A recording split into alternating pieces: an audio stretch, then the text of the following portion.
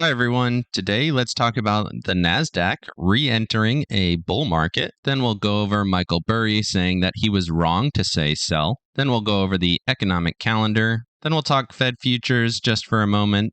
Then we'll go over Max Payne. Then we'll go over the charts. And then finally we'll go over my results for the day and my thoughts going into tomorrow's session. If you like trading stocks and options and making money, definitely like and subscribe. I make videos like this every single day that the markets are open, as well as Sundays, so make sure you hit the bell so you don't miss out on any future episodes. Welcome to the Portfolio Bulletin. Let's get started.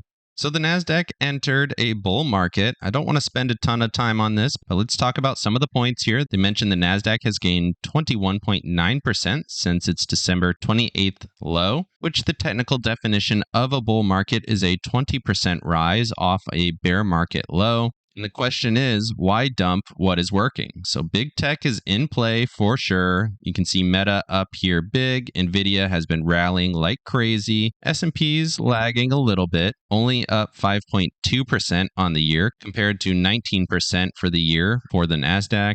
But they do mention that big tech is pretty expensive. Apple up 25% here. Everyone's going to those big tech safe havens. It's kind of like the new consumer staples. People know big tech is ingrained in our society, and these companies are going to make money either way. We've talked about that before. But if all of the mob has already piled into these safe havens, is it time to start exiting them into their strength? Next up, we have Michael Burry coming out and saying he was wrong to say sell and that he congratulated dip buyers. Pretty interesting here. He's a super successful investor, not just for the subprime mortgage collapse and the Big Short where he made a significant amount of money, but he's been a very successful investor over many years. If you look up his history, he's outperformed the market pretty much every single year. He's very successful. So when he says things, the investing markets do pay attention. He doesn't talk a lot or very publicly. He occasionally tweets, but it's interesting to see that he came out and publicly acknowledged the fact that the market is not going to tank into infinity and that he was wrong to say sell. Looking at the charts here, buying the dip has been very successful. S&P average return the day after it declined, you can see pretty high here, 0.39, going back to 2020. 2021, 0.12. 2022 was obviously negative, but 2023, 0.3% after down days. So buying the dip has been successful pretty much every year except for 2022 and 2018. Moving over to the economic calendar here for today, you can see continuing jobless claims basically at expectations. Core PCE prices for Q4 came in at 4.4, slightly higher than expectations at 4.3, so that's interesting. Corporate profits were down, definitely not what you want to see. And then GDP here for Q4, 2.6 compared to the expectation at 2.7, so slightly lower than expectations, but still a pretty good GDP number for Q4. And then initial jobless claims slightly higher than expectations, but again, pretty much on par. So core PCE slightly higher, but lower than previous read. You like to see inflation going down. And then GDP still pretty good. Then moving to tomorrow's calendar, we have core PCE month over month expected to be 0.4% compared to the previous 0.6%. And then year over year, 4.7 compared to 4.7 from the previous read. Regular PCE 5.4 was the previous read, and then month over month was 0.6. So anything lower than that would be great. And then it's good to watch personal income month over month and personal spending. But really, these are the big ones here, core PCE and regular PCE coming out tomorrow at 8:30 Eastern. Later in the day, we have Michigan 5-year inflation expectations expected to go down a little bit, as well as consumer expectations, consumer sentiment, always interesting. And it's good to keep an eye on their inflation expectations as well, just to try to give you an idea of the future forecasts. Moving over to the Fed futures just for a moment, it seems like they have finally stabilized at basically 50-50, indicating that we have no idea what's going to happen in the May meeting. So keep watching this. You can see it's actually not fluctuating nearly as much as it was before.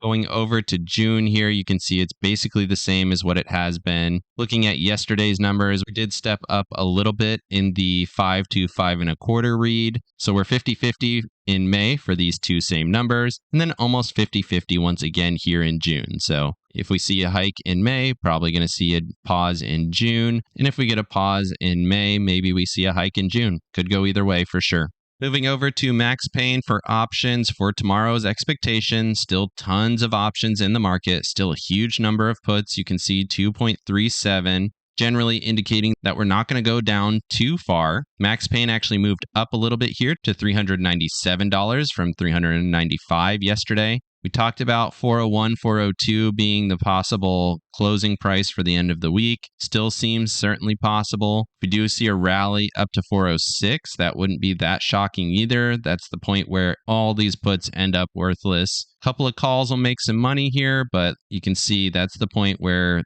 there's basically no more puts. So keep that in mind. 406, interesting. 405 still has lots of calls, so you could see maybe a 403, 404. That's right where we are right now. You can see 404.12 was the closing price. So right in this range, probably going to be fine. Above 410, pretty unlikely in my opinion. 405 might close a little bit below that. Depends on what we see from PCE early in tomorrow's session. Moving over to the charts, not a lot has changed here. We gapped up pretty much to the levels that we talked about, tested that 404.20 level that we talked about yesterday, and then basically went sideways throughout the session. You can see major resistance up here on the 4-hour and the daily chart. Daily momentum, pretty strong. But in my opinion, the risk here for an island reversal is pretty strong, especially since we're at resistance. You can see we did not push higher here the same way we did yesterday. Seems like momentum has kind of fallen out here, and I have basically exited the markets. We'll talk about that in my positions here. I just think that this resistance is going to hold. We'll probably make a higher low, maybe come back down to 400, maybe even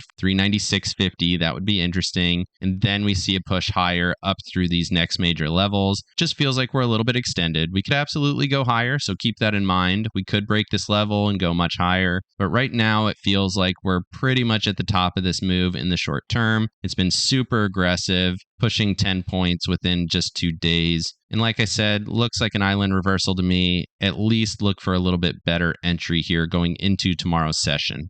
Moving over to the Nasdaq, similar thesis here, watching this trend level on the 4-hour chart. I was a little bit concerned about 314 going into the session, gapped through that level, and then rallied right into resistance. Similar thesis to the SPY, looking for that to fail.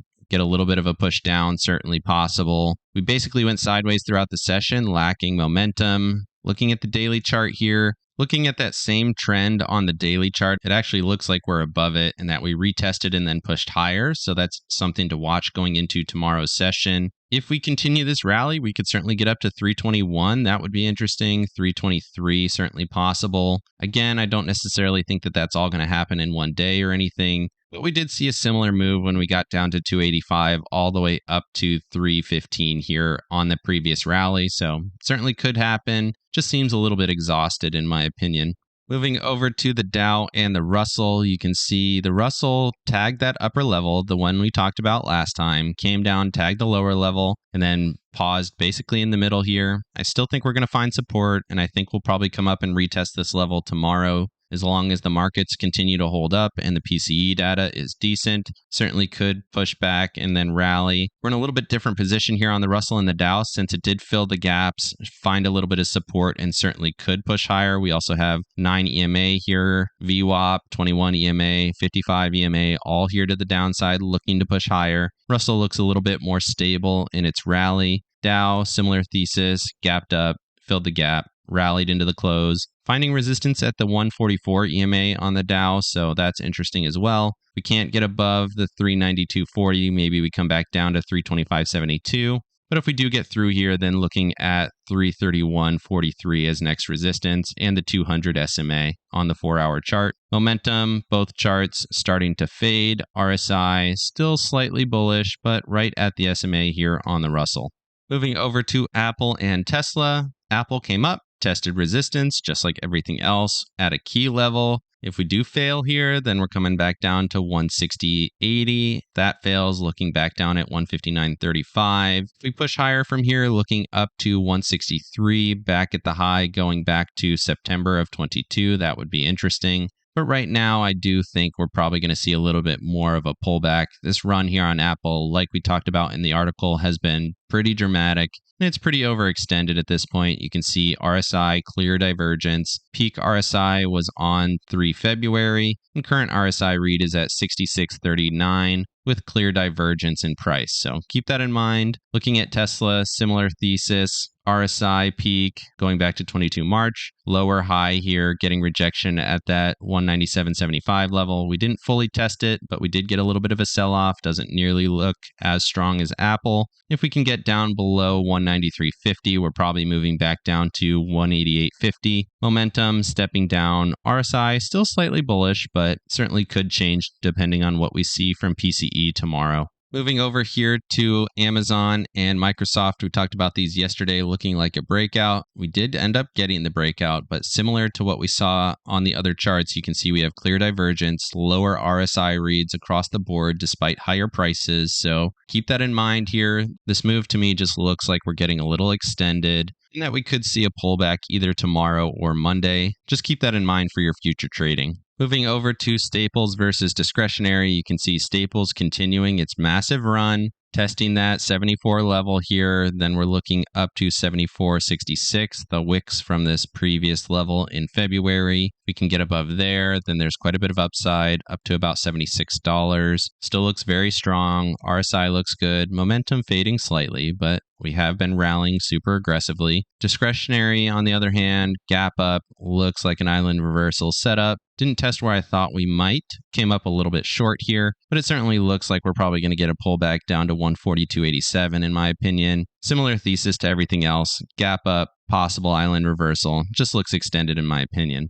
Looking at transports for a moment, you can see we did get above the trend line. We retested it and held above it. If we do get back below here, that's going to be pretty bearish. If we can hold above, then we're looking up to 227 or so at the 200 SMA on the 4-hour chart. Momentum starting to fade, but daily momentum is still quite strong, as well as daily RSI, right at that 50 level, which is interesting. But 4-hour RSI looks like it might come back down and retest the SMA. Also, notice how little volume there was here today. Very, very little volume, especially when you compare going back to 14 March and 17 March. Moving over to the 50-day and 200-day moving averages here, I just want to highlight that both of these are at key resistance. You can see this 40 level key resistance midpoint for this high and lower high setup. Then we bottomed, made a higher low, and then rallied into this zone. Looks like a clear area for resistance. This rally has been super aggressive on this chart as well.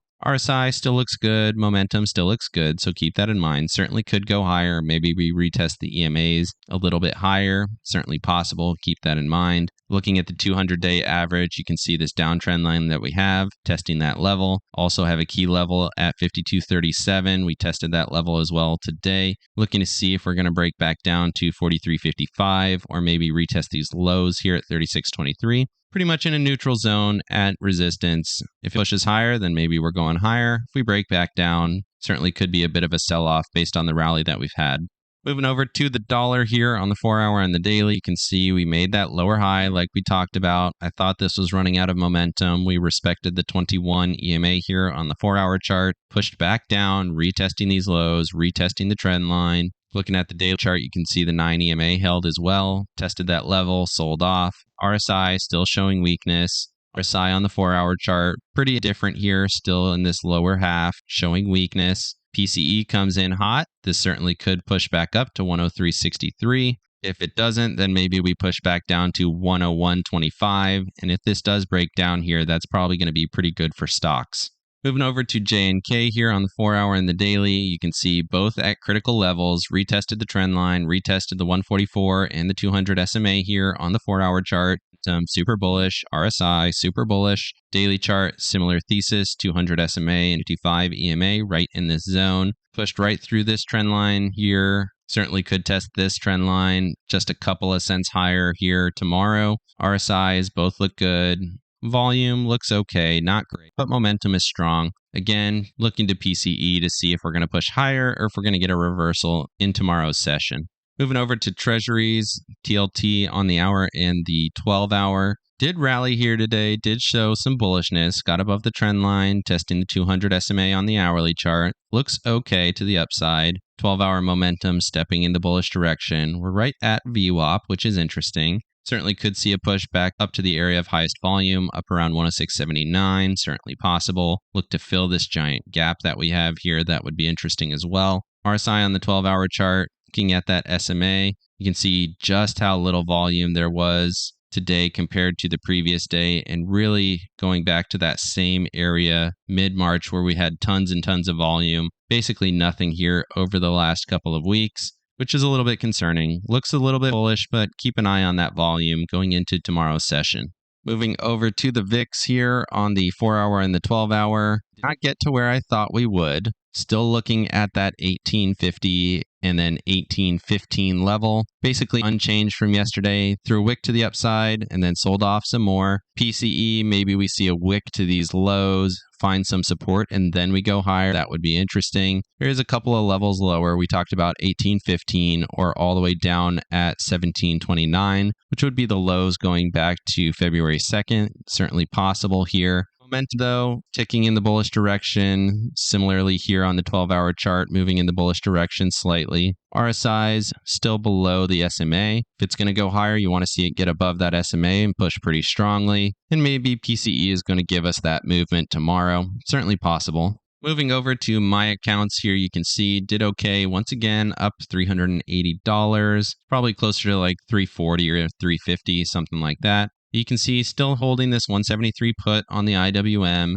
I did close out my covered call position. It would have been executed, but Tasty Trade charges $5 to close out executed options, so I tend to close them just for a little bit cheaper on my end. And then you can see here, I held those 310 puts that I had yesterday for max profit, and then I opened one 310 put for tomorrow for 51 cents. Got a pretty good price on that. It's already at $29 profit. Like I said, going over the charts, I think we're probably going to see a little bit of a pullback, whether tomorrow or Monday, and that should give me a little bit better entry here to start leveling into a new position. We've had a good push and we've made some money, and I think it's time to reestablish a little bit lower in my opinion. But we'll see how the markets play out tomorrow with the PCE data. Otherwise, looking at XLE, still holding this going into tomorrow's session. Markets rallied, still looking to let this get executed at $81 for that 83-cent credit. I'll look to close this out on my own just to save myself the commissions as well in tomorrow's session as long as it looks good. So see how it all plays out. Right now, looking to reestablish my Q position and holding on to my IWM position. Let me know down in the comment section what you think of the Nasdaq rally or Michael Burry. Is PCE going to come in hot and push markets down? Or is it going to launch us through the stratosphere? Definitely like and subscribe if you got any value out of this video. Make sure you hit the bell so you don't miss out on any future episodes. Of course, none of this is financial advice. This is all for entertainment purposes. Good luck in your trading and have a great day.